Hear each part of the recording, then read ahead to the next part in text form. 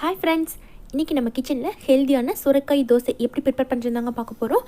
காய் சாப்பிட அடம் பிடிக்கிற குழந்தைங்களுக்குலாம் இது போல் ரொம்ப ஹெல்த்தியாக சுரைக்காய் தோசை நீங்கள் ப்ரிப்பேர் பண்ணி கொடுக்கலாம்.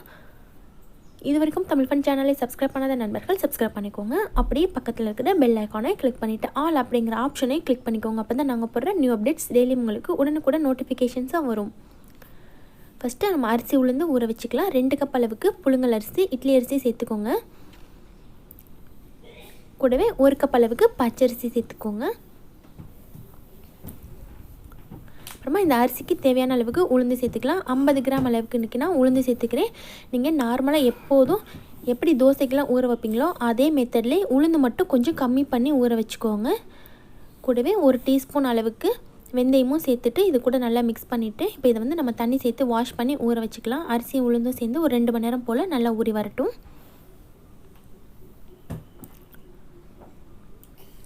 இப்போ இது கூட சேர்த்து அரைக்கிறதுக்காக நான் சுரக்காய் எடுத்துருக்கேங்க. நம்ம சுரக்காய் தோசை செய்யும்போது ரொம்ப ஹெல்த்தியாக இருக்கும், நல்ல வாசமாகவும் டேஸ்டியாகவும் இருக்கும். ஒரு மீடியம் சைஸ் சுரக்காயில் ஒரு பாதி அளவுக்கு மட்டும் நம்ம எடுத்துக்கிட்டோம் அப்படின்னா போதும். இன்றைக்கி நான் 600 கிராம் அளவுக்கு இட்லி அரிசி ஊற வச்சுருக்கேன் தோசை ப்ரிப்பேர் பண்ணுறதுக்கு. அதுக்கு நம்ம இந்த சுரக்காயிலேருந்து பாதி அளவுக்கு மட்டும் எடுத்துக்கிட்டோம் அப்படின்னா கரெக்டாக இருக்கும். இது பிஞ்சு சுரக்காய் அப்படின்றனால இதோட விதைகள்லாம் நான் எடுக்கவே இல்லை. பார்த்துக்கோங்க, விதைக்குள்ளாடி சேர்த்தே நம்ம செய்யலாம். உள்ளார இருக்க அந்த சோறு பகுதியிலேயும் நிறைய சத்துக்கள் இருக்குது. அதனால் அதையும் நம்ம வேஸ்ட் பண்ணாமல் அது கூடவே சேர்த்து அப்படியே கட் பண்ணிக்கலாம்.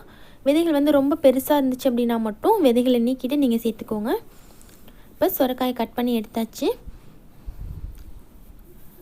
இப்போ நம்ம அரிசி கூடவே சேர்த்து சுரக்காயையும் அரைக்க போகிறோம்.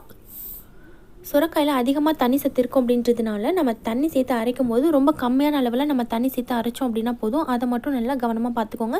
நீங்கள் எப்போதும் சேர்க்குற மாதிரி தண்ணி அதிகமாக சேர்த்து சுரக்காய் சேர்த்து அரைச்சிட்டிங்கன்னா பேட்டர் ரொம்ப தண்ணி ஆயிரும். அதனால் தண்ணி ரொம்ப கம்மியாக சேர்த்துட்டு சுரக்காயும் சேர்த்து அரைச்சி எடுத்துக்கோங்க. சுரக்காய் கூடவே இப்போ ஒரு 3 கொத்து போல் நல்ல பச்சை கருவேப்பிலையாக சேர்த்துக்கோங்க. ஃப்ரெஷ்ஷான கருவேப்பிலையாக சேர்த்துக்கோங்க, நல்ல வாசமாக இருக்கும், ரொம்ப ஹெல்த்தியாகவும் இருக்கும். கூடவே 1 டீஸ்பூன் அளவுக்கு ஜீரகமும் சேர்த்துக்கோங்க.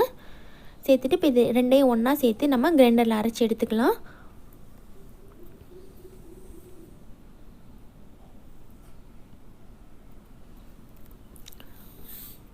அரிசியும் சேர்த்துட்டு சுரக்காயும் கூடவே சேர்த்து அரைச்சிக்கோங்க.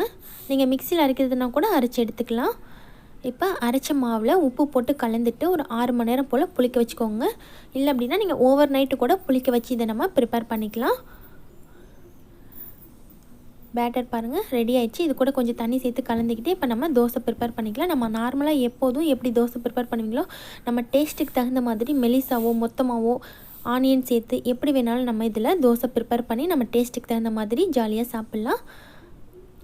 மாவு சேர்த்து தோசை ஊற்றுனதுக்கப்புறமா கொஞ்சம் போல் ஆயில் சேர்த்துட்டு நல்லா செவந்து வந்ததுக்கப்புறமா இதை நம்ம சர்வ் பண்ணிக்கலாம். நல்லா மொறுன்னு டேஸ்டியாக இருக்குங்க, ரொம்பவே வாசமாகவும் இருக்கும், ரொம்ப ஹெல்த்தியாக இருக்கும். இந்த அட்டகாசமான சுரக்காய் தோசையை நீங்களும் உங்கள் வீட்டில் மிஸ் பண்ணாமல் கண்டிப்பாக ட்ரை பண்ணி பாருங்கள் ஃப்ரெண்ட்ஸ். இந்த வீடியோ உங்களுக்கு பிடிச்சிருந்துச்சுன்னா லைக் பண்ணி உங்கள் ஃப்ரெண்ட்ஸுக்கும் ஷேர் பண்ணிக்கோங்க.